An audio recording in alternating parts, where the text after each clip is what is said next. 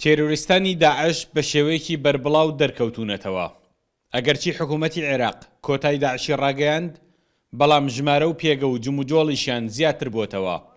لە سنووری حەمرین و قەرەتەپە و ناوچەی بەیاددا زیاتر لە 700 چەکداری تێرۆریستی داعش خۆیان ڕێکخستوتەوە.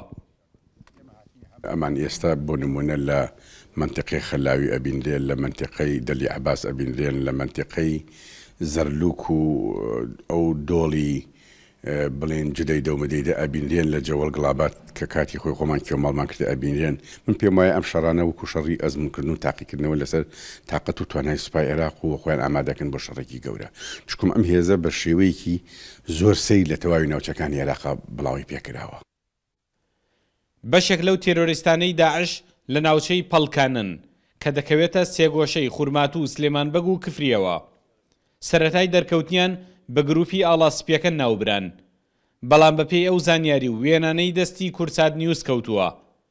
ئەوان تێرۆریستانی داعشن و لە ئێستادا دوای خۆڕێخستنەوەیان پلانی دەستپێکردنەوەی جموجۆڵیان دادەنێن.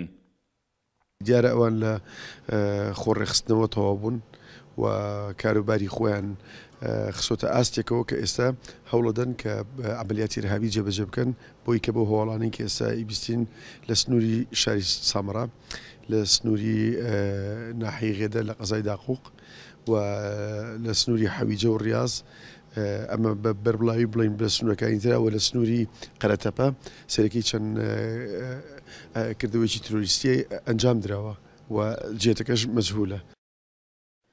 ئەم تێرۆریستانەی داعش کەسانی عێراقی و بیانی و ڕەگەزی جگە لە عەرەبیشیان تیادایە.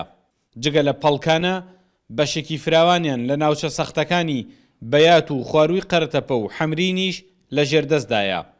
لە ماوەی ڕابردوودا هەندێک کردەوەی تێرۆریستیان ئەنجام داوە.